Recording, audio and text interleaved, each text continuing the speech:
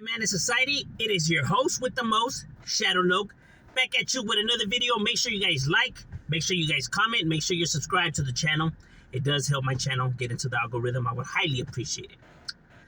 Now, what I wanted to discuss today was actually the Candyman. Now, who is the Candyman? The Candyman is Dean Corll, right? He was a serial killer who killed 28 teenage boys, Now, but before we get into his story and everything, because he's one of, the world's most sickening and disturbing serial killers out there, right? Who, people, rarely don't know of. The real, actual Candyman, right? When I talk about, overall in general, human behavior, psychology, when we're talking about profiling somebody, or when people just have discussion of what makes individuals, this way, or the importance of understanding and seeing the signs, from an early age, and just overall understanding the situation, right? So Dean Corll, he was a serial killer in Texas, right? He comes out of the Houston and Pasadena side of Texas. Now, growing up, he was the eldest son of his mother and his father. His mother and his father were not the best. You know what I mean? They had a very abusive relationship. The dad was very strict. He was one of those woman beaters. So he would beat his mom. So they had a pretty messed up relationship. Well, his parents did, right? And he was pretty harsh on his son, right? The dad. But the mom was overprotective of her son, right? So, there was a lot of conflicts and issues there about overall, how they were raising their son, right? So he's just stuck in the middle. They're playing tug of war, since an early age. So his parents end up splitting up several times. They get divorced and then they get back together. They get divorced, so... and then moving from different locations in different spots. So from a young age, he's coming out of an abusive home, with an abusive father and an abusive relationship overall with the mother. They're getting divorced. So, now they're moving different locations. They get back together, then they get divorced again. Those are some very traumatizing, experiences for a child to have. You know what I mean? It's going to build resentment. It's going to build confusion. Is going to build a lot of things. Is he the problem? Is this all because of him? So many questions that are running through his head that he won't ask, right? And he will never say, because that's how kids are. They're not going to speak about what they have going on. It's up to you as a parent to see the signs, understand the signs, and you try to inject yourself into the effort. But if they choose not to, then you see the child goes, So now, him growing up and going to school, he was always a loner, a shy kid. He wouldn't really talk. He didn't have no friends. He was picked on a lot, you know what I mean? They would bully him. But he was smart. He would succeed in school, right? He was intelligent. He would succeed in school. He had an illness, right? So he couldn't participate in PE. So he was kind of scrawny and everything. So he get picked on, right? And, by males and females, right? Rejected by females and stuff like that. But the thing is that with him, he was raised with his mother and his grandmother. I don't know if this had a factor to play in with, him being a homosexual. From an early age, he realized that he was attracted to boys and stuff like that, right? But obviously, back then it was seen as something like, that's not respected, whatever. So he didn't tell nobody, so he was in the closet. So now, abusive relationship, getting abused at school, and now you have this dark secret that no one knows about. So, it's building up a really disturbing cocktail, right? Now, he wouldn't hurt no animals, or nothing like that, like some serial killers who have anger problems. He didn't have like that temper problem and stuff like that of yet, right? So he gets drafted into the military. So he goes to the military. He hates it there, you know what I mean? And there in the military is where he has his first homosexual relationship. So, now, confirming that, he's into men and shit like that.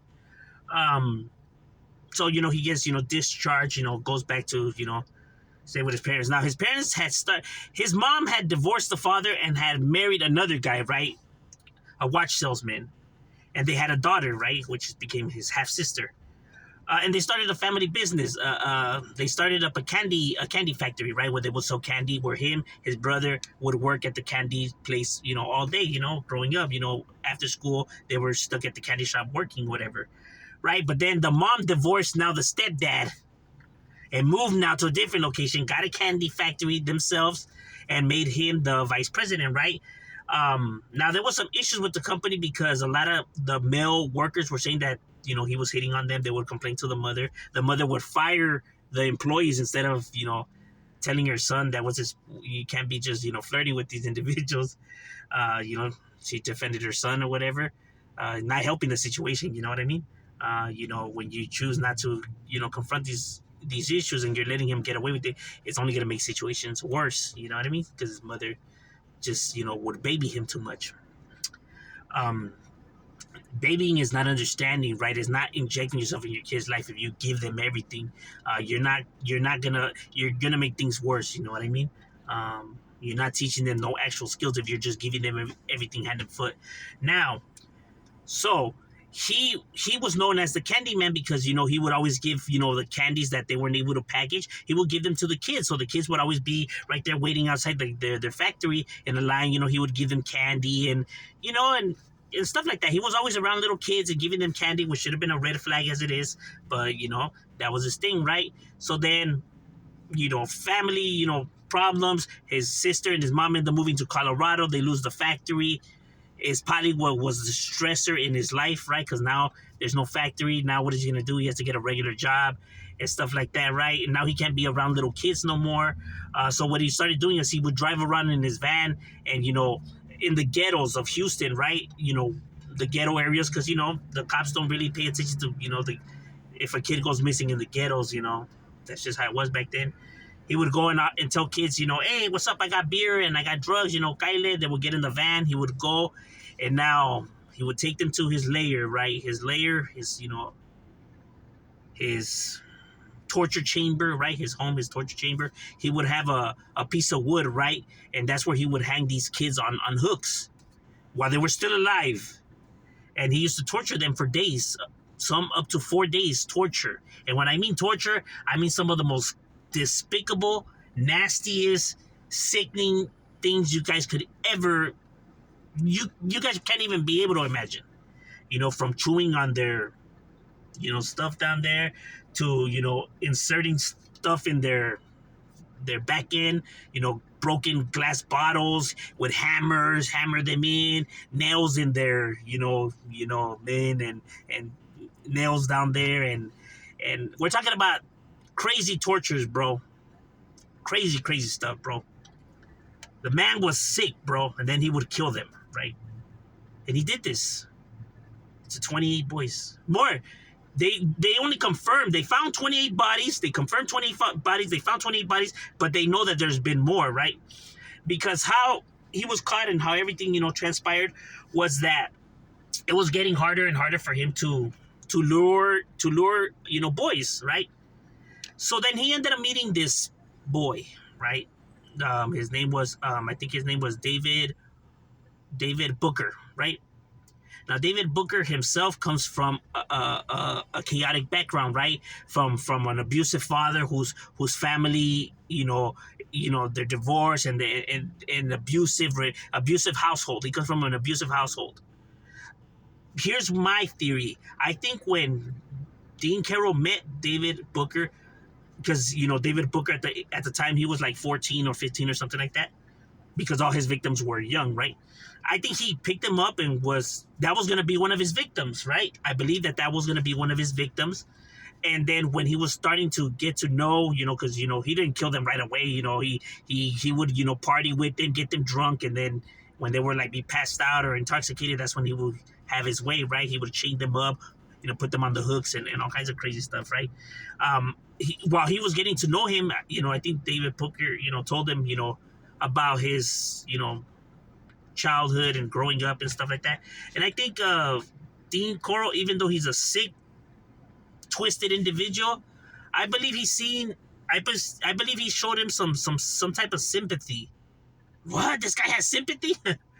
To a certain extent, because I believe that he's seen himself in this kid, right? Because Dean himself comes from an abusive father in the household of it, because David Booker's father was an alcoholic who would beat the mom and everything like that, and the mom was an overprotecting mom, just like Dean's mom, and just like he's seen probably a lot of himself in David Booker, right?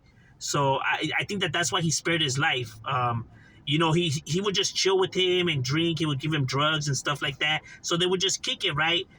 Little by little, he started grooming him, and then he would have him perform oral sex on him and stuff like that, right? With time, because he started grooming him because he's just a young child. So this guy pretty much started molding him, right? So what ends up happening is that David Booker now is out there. He makes a deal with him, right? If he lures little boys to him, he would pay him $200 for every little boy he would bring to him, right? So David Booker's job now became to lure little boys to him, and that way this guy could do his thing, and he would get $200, right? To buy drugs or to, to help, just the money itself, right? Because he maybe wants to get out of the ghetto, who knows why David Booker did what he did, right? But he did. He lured a bunch of boys, a lot of them, like up to 16 boys himself. And some of them were his friends.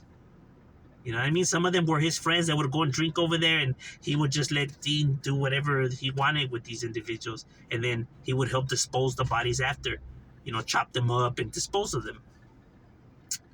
Because he was terrified of Dean at the end, because he seen what this individual does and his torture kit and right there, right? He would be in the next room, but he could hear the screams and everything like that. So, I mean, he was, young and probably terrified of the individual. He probably respected him, but feared him at the same time, right? So then he ends up meeting a boy in school, David Booker, who's similar to him, right? He comes from a background whose family is, chaotic and whatever. So he ends up introducing this guy, I think his name was Elmer Hensley. He ends up introducing him to Dean as well, right? He introduces him to him.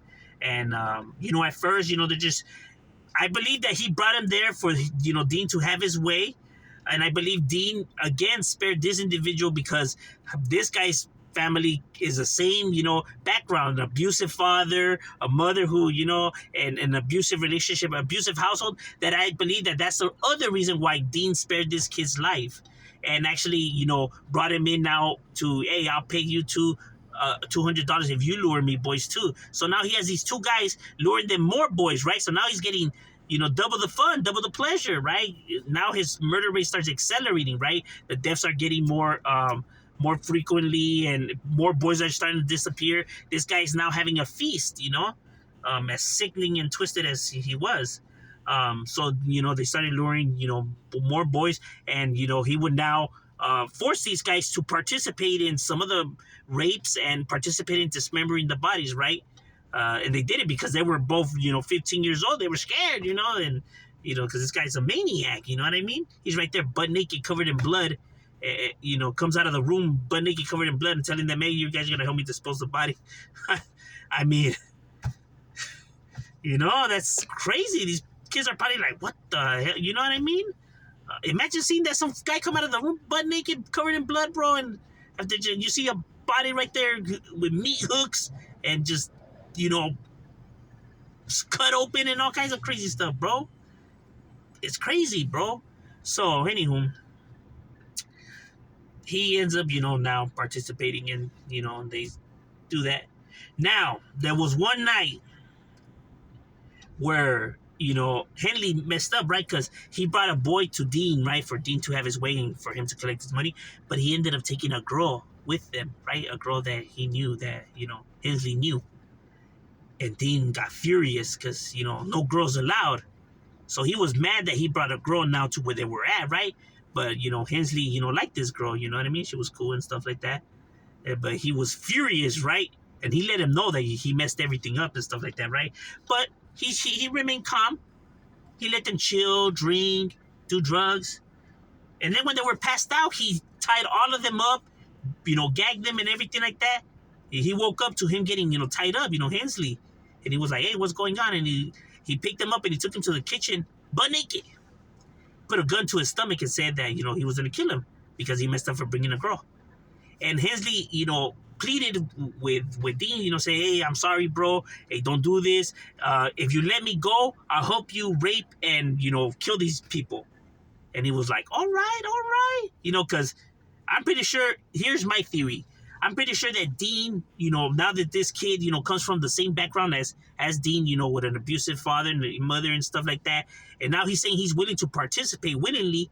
He probably was like, he probably, trusted him because that way he doesn't feel like he's a weirdo or he's sick. Like that way he knows that it's just not him, right? Like, okay, yeah, right, we share this in common, so I'm not just a weirdo and the only one. So he agreed, and he said, while I kill and torture the boy, because, he likes men, you're going to kill and rape the girl, which was his friend. So he handed him a knife, right? And now he went to put the kid on the meat hooks, and he started beginning his tortures with him. And, Hensley started cutting the girl's, clothes off, whatever. And she thought he was just playing. She thought all of this was just a joke. She was like, hey, are you being serious right now? Like, is this for real? And he's like, yeah. And she's like, hey, you're going to really go through with this? Like, you're not going to do nothing about it? And then that made him think, right? So he seen that Dean had put the gun on the table, on the counter. So Hensley grabbed the gun and pointed it at Dean and said that to stop already, to stop this madness, to just stop, that he's gone too far already, you know what I mean? He's not going to kill this girl because, he probably liked the girl, right? And Dean wasn't afraid. He was like, you ain't gonna do nothing. You ain't gonna shoot me. He's right there butt naked with his torture kit and everything. This kid is over here screaming. He's like, you're not gonna do nothing. He started walking up towards, Hensley. So Hensley lets off. Pa, pa, pa, pa, shoots him like 5 times. Kills him. Right? So then Hensley picks up the phone, calls 911, and confesses to everything, bro. When the cops got there, they were like, what the? He was like, you know what? Don't trip. I'm going to tell you guys everything. I just have to get this off my chest. And him and David Booker confessed to helping with the murders, confessed to everything. And then they had witnesses, right? Because there was 2 survivors, right? 2 boys who survived this guy's torture chamber and everything, right? So then they confessed too, right? They told the story. The girl told the story. So, the 2, who were juveniles at the time, they ended up getting life sentences, right, for participating in the dismembering and getting rid of it and luring boys for money, right? Right, for playing their parts in this sick, twisted world that Dean created for himself, right? Because, that was a lot of boys that were only like 13, 12, 15, 16-year-olds, you know what I mean? That this guy would torture for days and dismember and strangled and did sickening things to them, Now, when it comes to the 2 gentlemen who got life sentences for their participation, I don't believe that they should have got life sentences, only on the simple fact of their age, right? They come from a messed up home, they dropped out of school, they weren't educated, there was no parenting in their lives, they had no parent figures in their lives, and this individual took advantage and groomed them, right? And out of fear, they probably participated. You get what I'm saying? Because it did show that there was remorse, that they weren't like him, there's a lot of evidence that shows that they were not like him, like Dean, right? Dean was just a sick, twisted,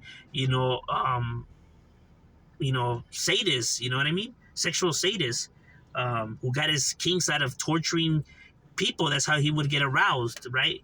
And then,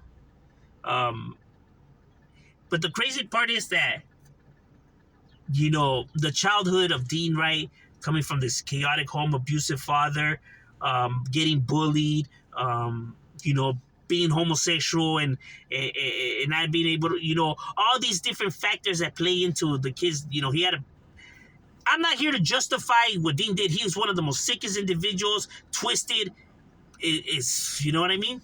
I'm just merely here to say that the understanding of his uprising, right?